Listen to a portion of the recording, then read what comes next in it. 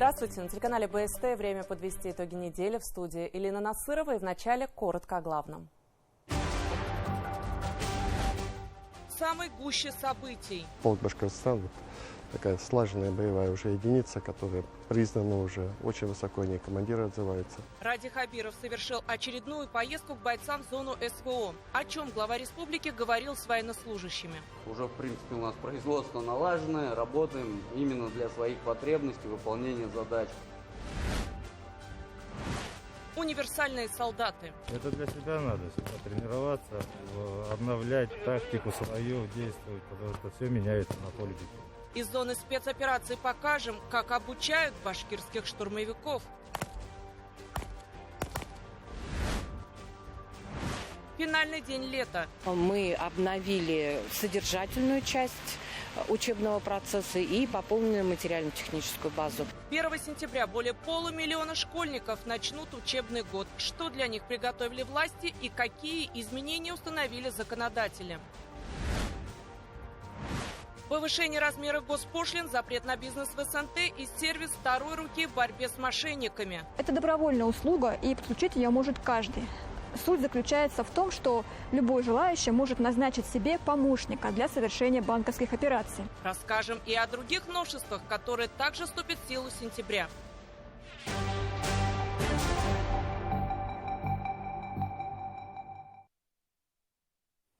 Прямое свидетельство единства и непоколебимой поддержки. Ради Хабиров вновь побывал с рабочим визитом на передовой в зоне СВО. Это уже его 6-я по счету поездка. Несмотря на то, что Киев давно объявил главу Башкортостана мишенью, руководитель региона не может иначе. Ему важно лично побывать на позициях, где воюют башкирские солдаты, узнать, что им необходимо, и убедиться. Поддержка, которую отправляют с тыла, доходит. И в ней самое необходимое. Подробности этого визита, а также почему бойцы называют руководителя региона «железным человеком», расскажет Артур Шамсудинов. Да, добрый день. Командир медицинской роты. Главу республики встречают с воинским приветствием. И это больше, чем просто армейский этикет. Ради Хабирова, о чем не раз говорили военнослужащие, здесь воспринимают как своего командира. А каждую такую поездку он по-отечески интересуется, чем республика может помочь своим бойцам. Я слесарь механосборочных работ 6-го разряда, завод УМПО. Вот, собственно, это, да. Точно, да, применения пригодились здесь, все знания. Кстати, хотел спросить, завод УМПО внимание какое-то оказывает? Обязательно. Все нормально. Завод УМПО нам, сейчас вот отправили чертежи на такие телеги, они сказали, нам помогут, то есть уже каркасы будут собраны, привозиться сюда. Также работаем с республикой. Полк Башкортостан – одно из самых эффективных подразделений в зоне СВО, отметил Ради Хабиров. Основной состав – уроженцы республики, но бок о бок с ними служат и выходцы из других регионов. Все отмечают хорошую поддержку и оснащенность, в том числе особенно востребованными сейчас дронами. Но их, конечно, нужно как можно больше. Вот мы, честно говоря, уже сделали большие, вот такие. Вот та же компания, которая делает, она сделала. Сколько вам для начала дать? Да, 2 штучки нам хватит. Одну, допустим, на обучение. Мы сейчас завершаем сертификацию там с Минобороны. И вам отправим вот прям на это. На позициях настоящий военный городок, только скрытый под землей. В блиндажах командный пункт, столовая. Есть даже тренажерный зал, чтобы офицеры могли поддерживать себя в форме. Во время посещения полка Ради Хабиров вручил бойцам госнаграды, а также традиционно пожелал вернуться домой живыми. В отпуска ходите, все? Да. Все нормально. По домашним вы говорите нормально. Вы сейчас ко мне подойдете. Что-то передать? Я могу заехать по пути домой. Семья есть у вас? Да, конечно. Они там все живы-здоровы? Слава Богу. Заехать? Предупредите их, чтобы не испугать. Очень тепло и очень нужно, необходимо для моих сослуживцев, для меня лично, для наших парней, для наших бойцов. Потому что, когда ощущаешь поддержку из дома, знаешь, что у тебя надежно защищен тыл, прикрыта спина, то тогда тебе намного легче служится и намного проще выполняются поставленные боевые задачи. Глава республики обсудил с командованием вопросы материально-технического снабжения и поддержки семей военнослужащих из региона. Озвученные пожелания Ради Хабиров взял на карандаш и пообещал сделать все, чтобы помочь участникам СВО. Каждая толика помощи, которую мы им сюда отправляем, особенно когда она правильная помощь, не просто так вот отгрузить какую-то продукцию, это, считайте, это спасенные жизни чьи-то, это спасенное здоровье и эффективность выполнения их боевых задач, которые они должны выполнить. И я всегда сторонникам еще говорю, каждый выполняет свою работу должен. Они свою боевую работу, а мы у себя в Башкортостане, мы должны будем выполнять свою работу. В мае этого года Ради Хабиров был в военной части Алкина-2, где пообещал военнослужащим обязательно навестить их на боевых позициях. И свое слово руководитель региона сдержал. 12-я отдельная инженерная бригада. Гордость Башкортостана. Здесь у нас непосредственно человек занимается также развитием, разработкой. Мы сейчас именно вот тоже он разработал компактная наземная станция управления. Сейчас она в стадии доработки. Военные организовали в зоне СВО настоящее конструкторско-производственное бюро. Здесь бойцы модернизируют дроны и здесь же печатают для них комплектующие с помощью 3D-принтеров. То, что многим в тылу покажется невероятным, они выполняют ежедневно. Ради Хабиров поблагодарил военных инженеров за профессионализм, а также вручил награды. Тоже о них заботиться и понимать, как дела. Это очень воюющая часть. Вы знаете, что буквально в первые месяцы войны мы потеряли командира этой бригады Сергея Ивановича Порохнева. Вот, поэтому это очень боеспособная часть. Вот мы посмотрели, как идет подготовка к боевым операциям, потому что выполняет специфические, но крайне нужные функции, практически осуществляет минирование всех направлений, которые им ставит высокое руководство. В зону СВО глава республики ездит регулярно и практически с первых дней. И это при том, что губернаторам нет обязательных требований в этой части. Все-таки это связано с прямым риском для жизни первых лиц. Несмотря на фактически прямую охоту со стороны киевских спецслужб, которые прямо об этом писали, да, Ради Хабиров регулярно посещает линию боевого соприкосновения своих земляков, которые воюют, защищая Родину, и, конечно, поддерживает их не только добрым словом, но и оказывает очень серьезную помощь. Как отмечают эксперты, и не раз говорил сам Ради Хабиров, ему важно лично посмотреть на условия, в которых служат башкирские солдаты. Ряд, например, региональных руководителей, в принципе, никогда не были на территории СВО, либо были достаточно мало. Ради Хабиров в этой части посещает ее достаточно часто.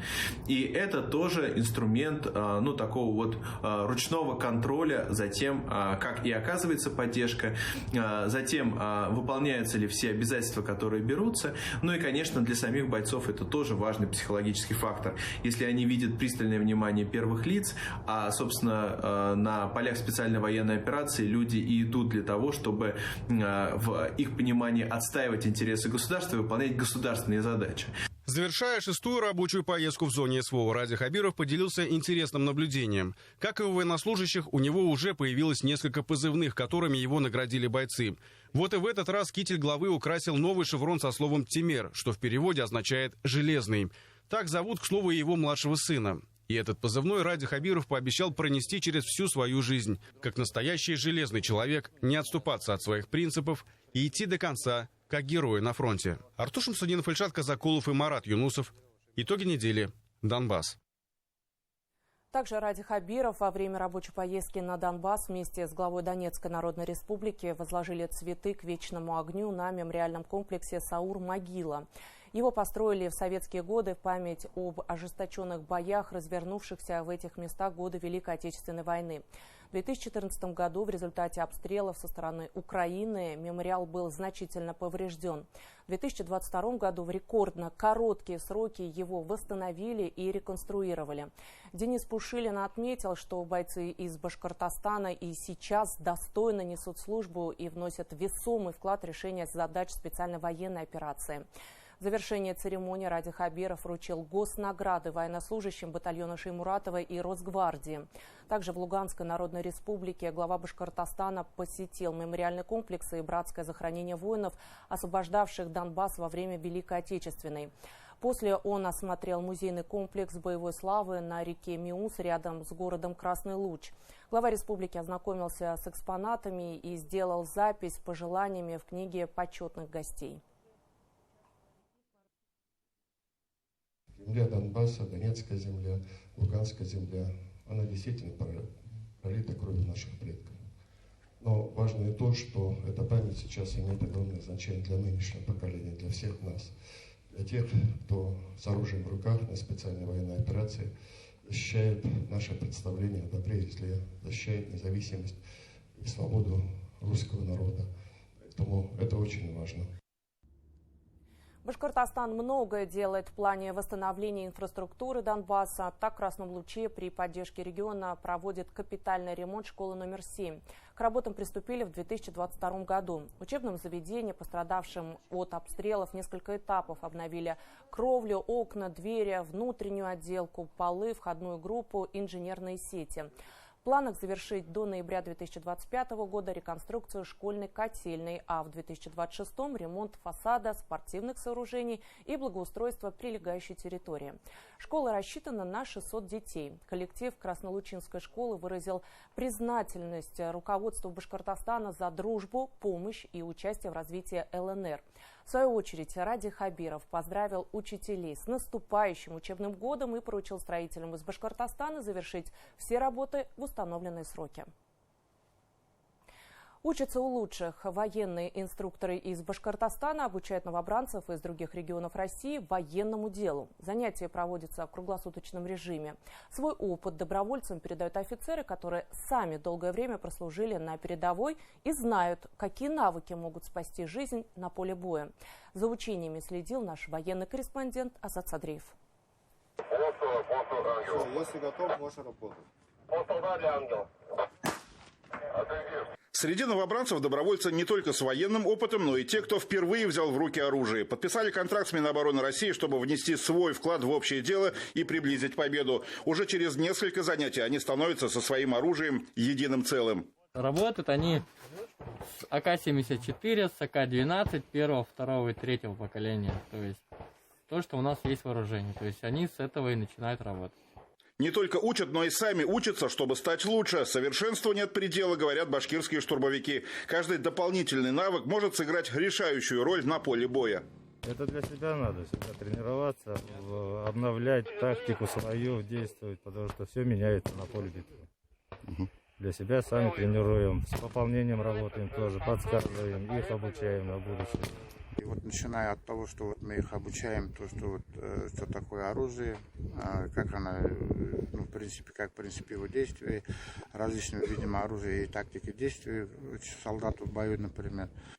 Но даже прохождение полного курса обучения еще не гарантирует, что новобранцы попадут на передовую. Для работы на линии боевого соприкосновения инструкторы отбирают только самых психологически устойчивых и выносливых. Остальных распределяют на эвакуацию, подвоз боекомплекта и другие задачи. Приезжающее пополнение мы смотрим, насколько они подготовлены, насколько готовы, осознают, куда попали. Ну и также идет психологическая работа, сопровождение людей, уже которые вышли с ЛБС. Наибольшую опасность на линии боевого соприкосновения представляют вражеские FPV-дроны, поэтому борьбе с ними уделяется особое внимание. А на этой учебной точке новобранцы оттачивают те навыки, которые на передовой могут спасти им жизнь. Вот там вдалеке, показывать, правда, нельзя, установлены мишени, они подвешены, имитируют летящие дроны. И бойцы из стрелкового оружия должны в него попасть. И, что характерно, попадают.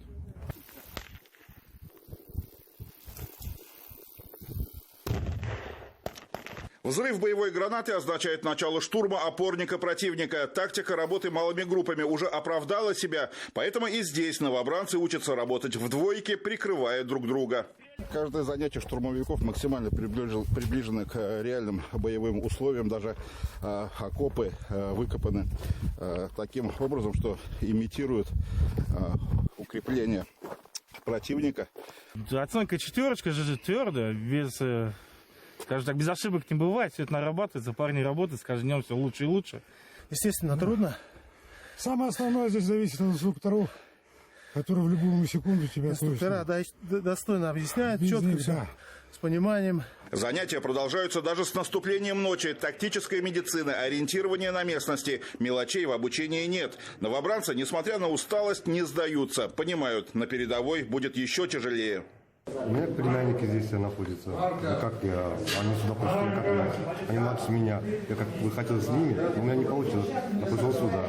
Мой брат погиб здесь. Я хочу за него. Так же, что могу сказать. И снова занятия с дронами, но уже ночными. Передвигаться в темное время суток с фонариком значит обозначить себя. Будущие штурмовики учатся перемещаться по ночному лесу по подсказкам операторов БПЛА, которые ведут их при помощи тепловизоров. Основной упор и основное ведение боевых действий основано на беспилотной авиации.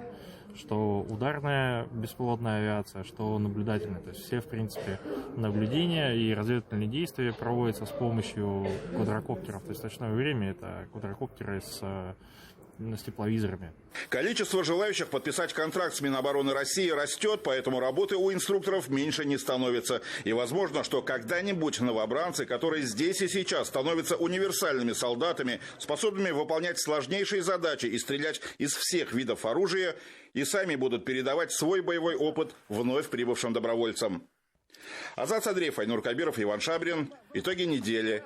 Донбасс.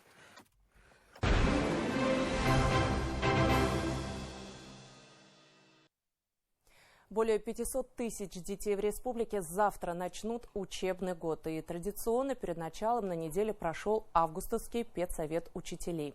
Местом сбора педагогов в этом году стал Бирск, которому к 1 сентября обновили 11 школ. Результаты за 6 лет по улучшению условий учебы в регионе, конечно, масштабнее. Открыто 65 детских садов, 48 школ, отремонтировано 180.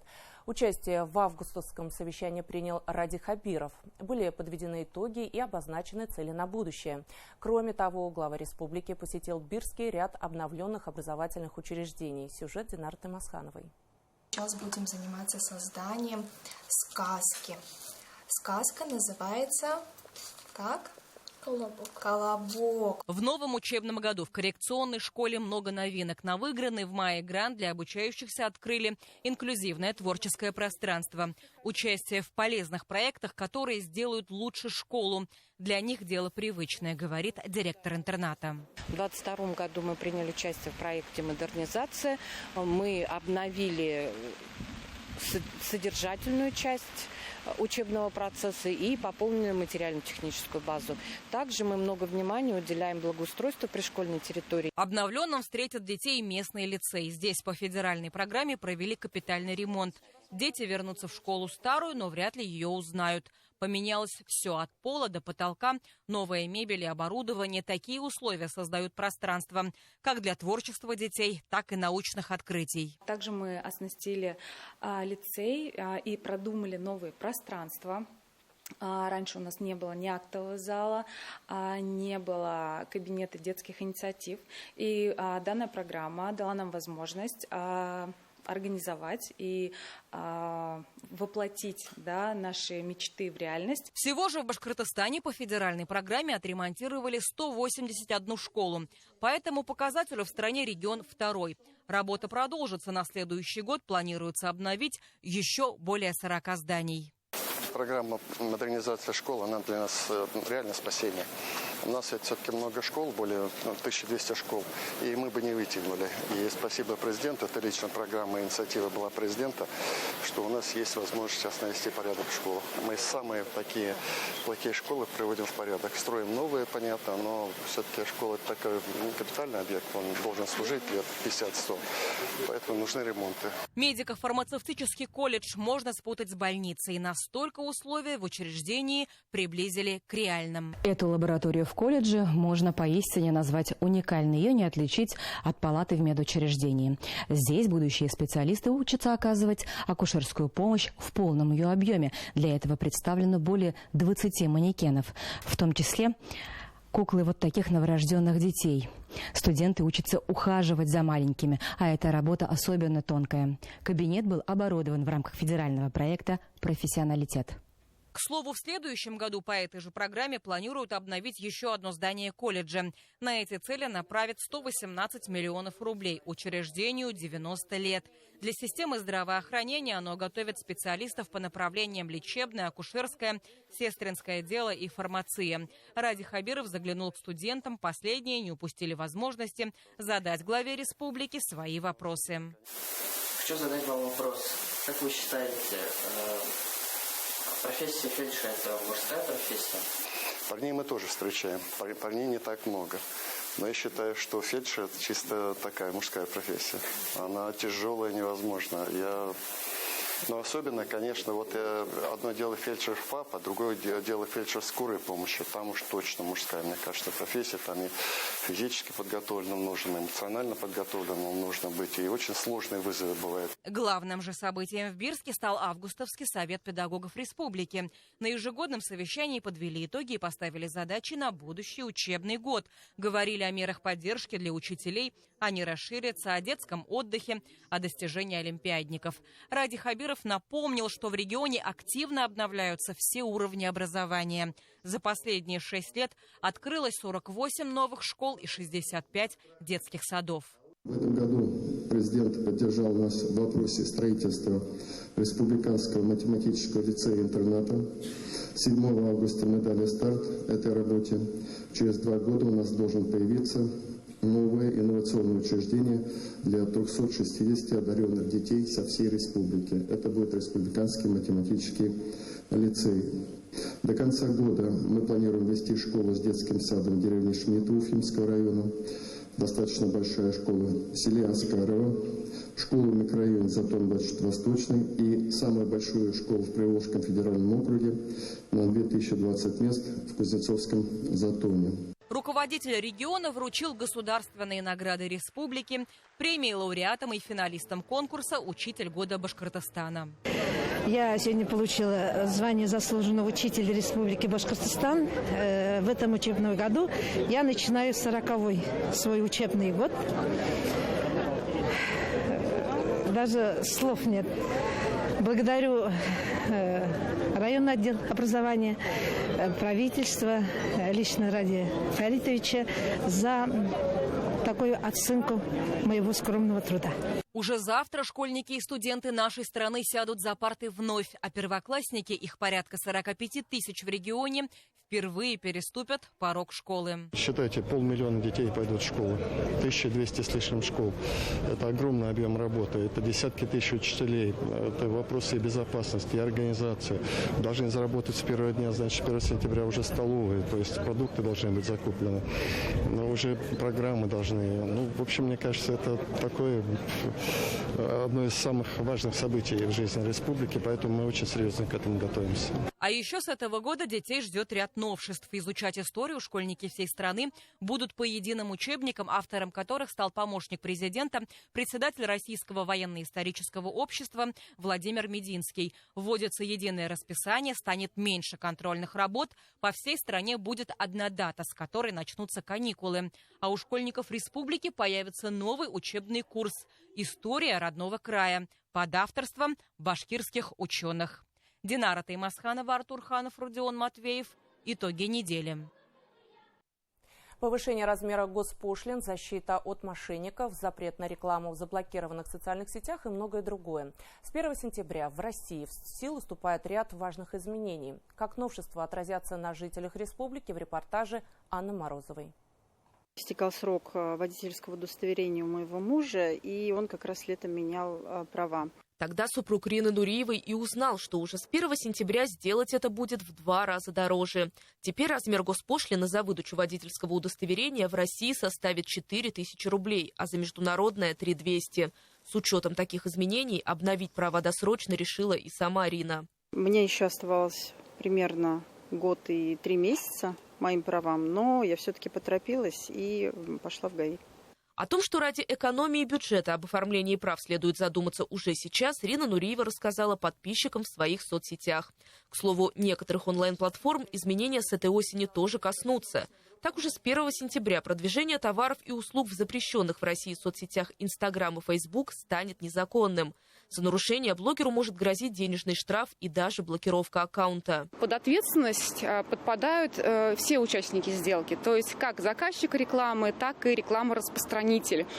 В отношении физических лиц у нас установлен штраф до 2500 рублей, в отношении индивидуальных предпринимателей до 2000 рублей и в отношении юридических лиц до 500 тысяч рублей. Каждая публикация, каждое размещение рекламы является отдельным нарушением. То есть, если вы разместили 3-4 публикации, или 5 раз репостнули, то, соответственно, штрафы суммируются. Причем с 1 сентября бизнес будет под запретом не только в некоторых соцсетях, но и на территории садовых товариществ. Теперь здесь нельзя будет размещать магазины, торговые лавки, маркетплейсы, а также сауны, гостиницы и автомастерские. Штраф за такую незаконную деятельность – 1% от кадастровой стоимости участка. Если же официальная денежная оценка не установлена, то штраф составит до 25 тысяч для физических лиц и до 200 тысяч для коммерческих организаций. И все же легальная возможность подзаработать остается. Можно поставить какой-то маленький киосочек, некапитальный, естественно, сооружение, и торговать исключительно сельскохозяйственной продукцией, выращенной в этом СНТ и теми гражданами, получается, которые СНТ имеют. Так что дачникам, по сути, переживать не стоит. Что же будет с предпринимателями, станет известно после вступления закона в силу. Еще одно первосентябрьское изменение коснется уже сферы банковских услуг, и направлено оно на борьбу с мошенниками. Называется такое нововведение – сервис второй руки. Это добровольная услуга, и подключить ее может каждый. Суть заключается в том, что любой желающий может назначить себе помощника для совершения банковских операций.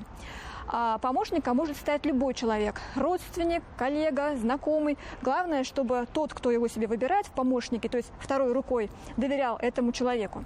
При этом этот помощник, он не будет иметь доступа к банковскому счету клиента, который себе назначает вторую руку.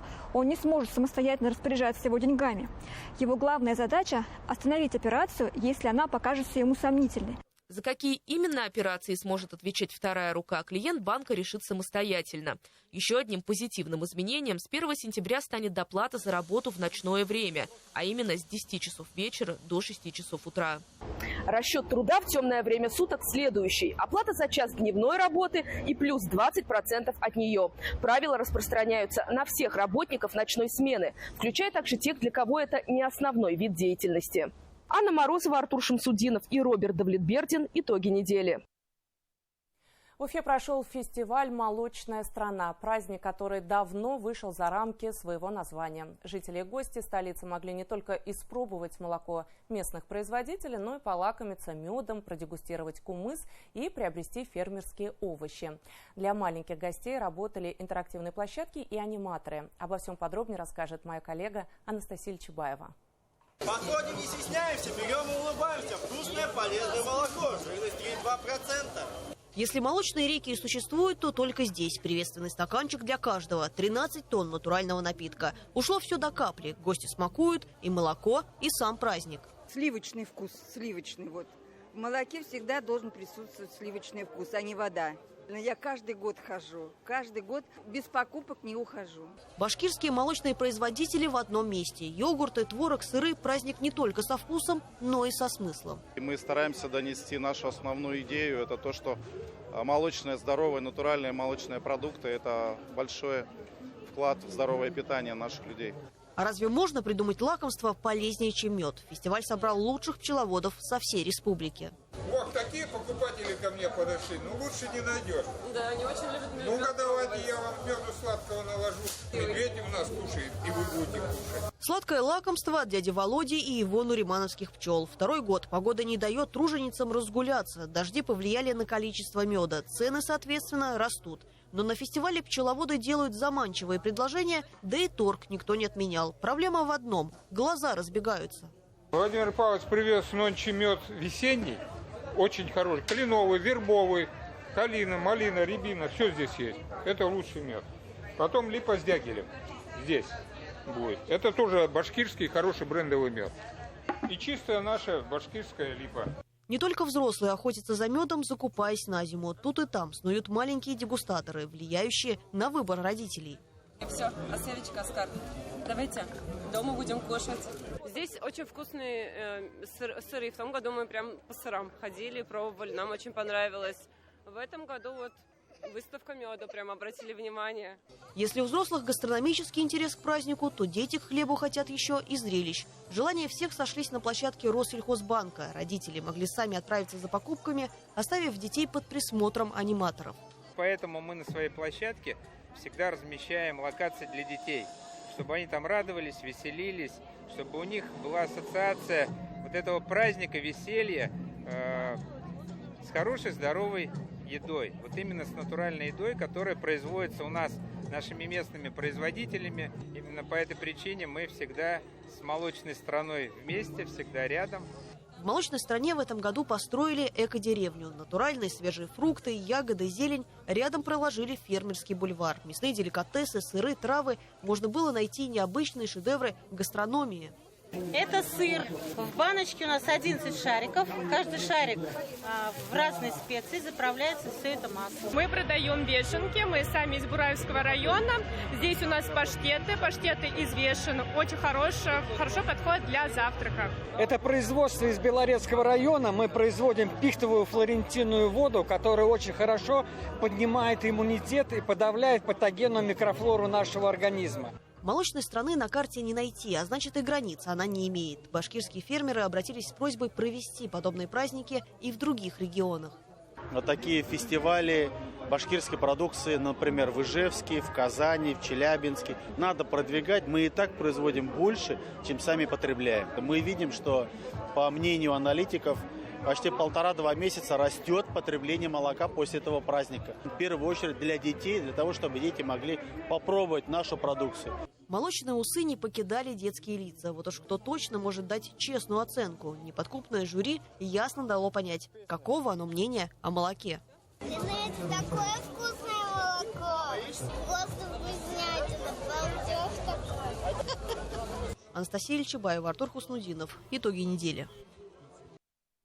Более 300 событий по всей республике. На неделе в Башкортостане завершились Дни армейской культуры. Федеральный проект Министерства обороны России впервые проводился во всех муниципалитетах региона. Главной его площадкой стала Уфимская Советская площадь, где прошел финал фестиваля патриотической песни «Время героев». Также в рамках масштабного мероприятия Ради Хабиров провел заседание Совета по вопросам развития культуры и искусств. Руководитель региона предложил, чтобы участники спецоперации после возвращения домой проходили социальную реабилитацию в учреждениях культуры. Там же поднимали вопросы обновления музыкальных школ, развития киноиндустрии, театров и других направлений. Обо всем по порядку расскажет Даниил Байков. Необъятны наши родины и просторы, и боят «Катюши» точно по врагам. Одними из главных хедлайнеров фестиваля «Время героев» стали мобилизованные из Сибая. Работники городской филармонии прибыли прямо с передовой. Они стали известными на всю страну, когда исполнили в автобусе песню «Шаймуратов генерал». Уже несколько лет артисты в составе ансамблей фронтовых бригад поднимают боевой дух товарищей по оружию. Они дали более 2000 концертов.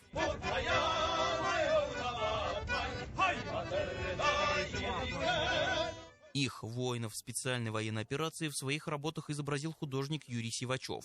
Картины солдат и офицеров можно было увидеть на передвижной выставке.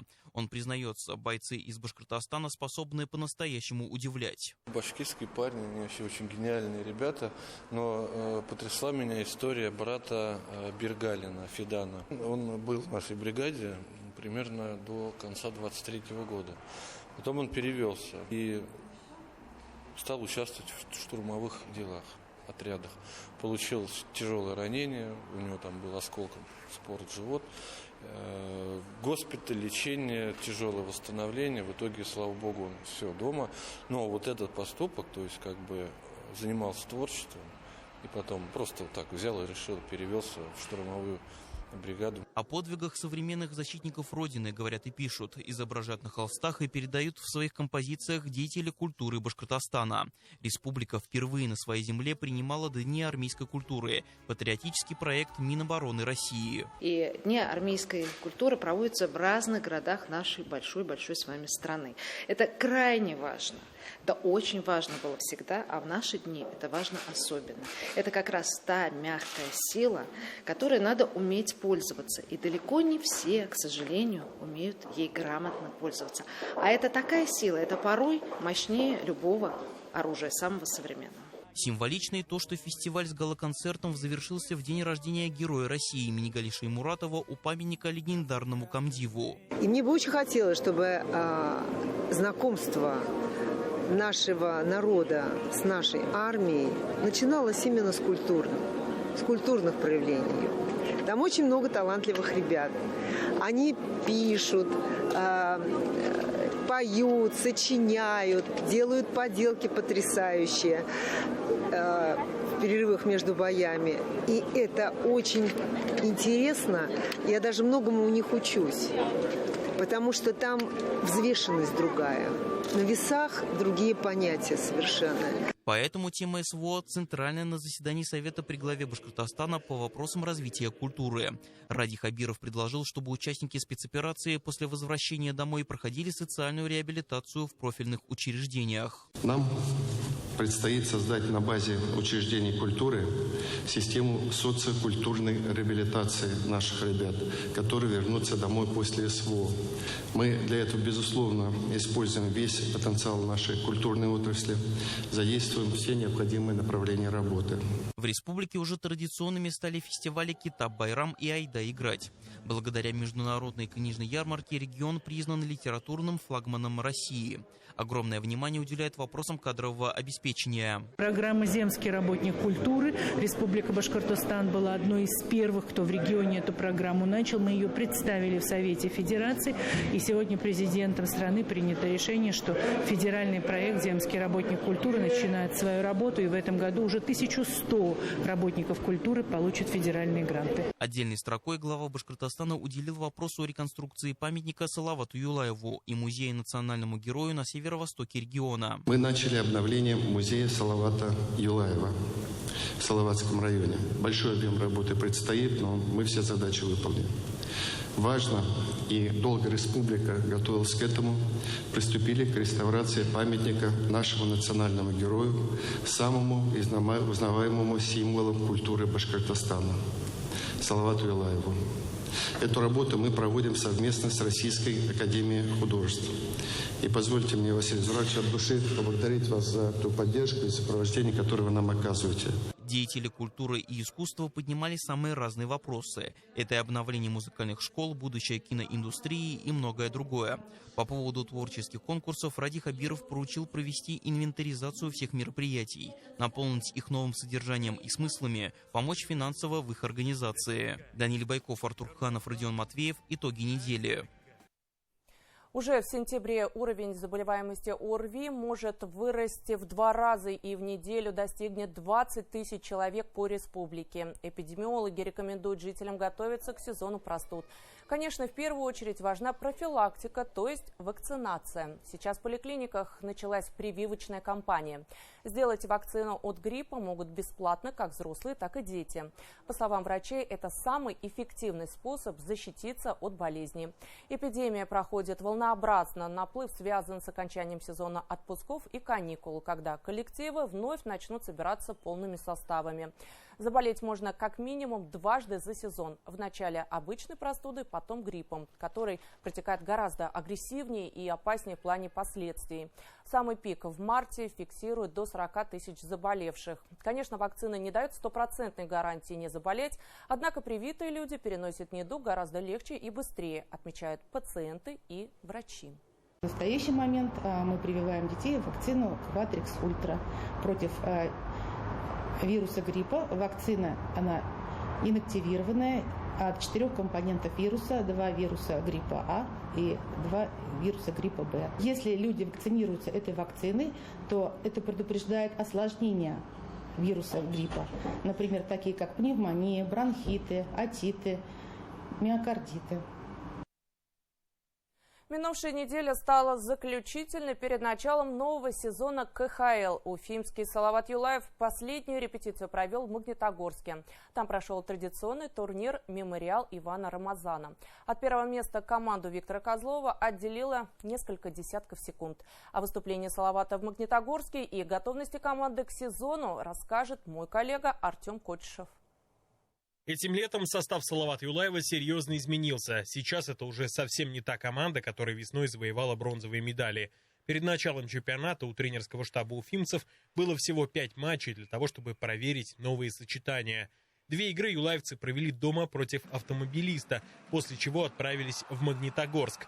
Мемориал Рамазана на этот раз собрал 4 команды. 2 из них местные – «Металлург» и его фарм-клуб «Магнитка». 4-м участником стал «Борис» из Астаны. В первом же матче уфимцы встретились с самым серьезным соперником. «Металлург» и без того грозный оппонент летом еще и укрепился звездными новичками. Несмотря на преимущество, которым владели хозяева турнира, Салавату гораздо лучше удавалось реализовывать моменты. Отличный матч провел вратарь Александр Самонов. Он отразил 38 бросков по своим воротам. Новичок команды форвард Илья Федотов набрал 4 очка за результативность. В результате победа Салавата 5-2. Это всего лишь наш 3-й матч, и мы играли сегодня против хорошего соперника. Александр Самонов сегодня молодец, хороший провел матч. И, в принципе, ребята в обороне сыграли хорошо все. Игра против Бориса во второй день турнира началась днем. У команды Виктора Козлова было меньше суток на восстановление. Даже перестановки в составе не позволили избежать усталости. На ее фоне уфимцам удалось проявить характер. Уступая по ходу встречи 1-3, Салават отыгрался. Но в овертайме победа все же досталась команде из Казахстана. В заключительном матче турнира Салават Юлаев встречался с командой ВХЛ «Магнитка». Именно в этой игре определялся победитель мемориала Рамазана. Еще в первом периоде счет открыл новичок Салавата Прохор Корбит. С таким результатом команды и подошли к заключительной минуте матча. Юлаевцы пропустили 2 шайбы подряд и упустили и победу в игре, и первую строчку в таблице. Но для предсезонного турнира это не самое главное. Я думаю, нужно добавить больше нацеленности на ворота, добавить чуть скорости, а все остальное это придет. И реализация, и сыгранность, это все через игры придет, я думаю, все будет хорошо. Первую игру регулярного чемпионата Салават Юлаев проведет 6 сентября. На выезде юлаевцы сыграют против «Торпедо» из Нижнего Новгорода. Первая домашняя игра запланирована на 12 сентября против «Автомобилиста». Артем Кочешев. Итоги недели. После новостей эфир телеканала БСТ продолжит программа «Республика Лайв». В этом выпуске подробности участия главы Башкортостана Ради Хабирова в открытии физкультурно-оздоровительного комплекса «Заряд» в Благовещенске. Детали через несколько минут. Я с вами прощаюсь. До встречи в эфире.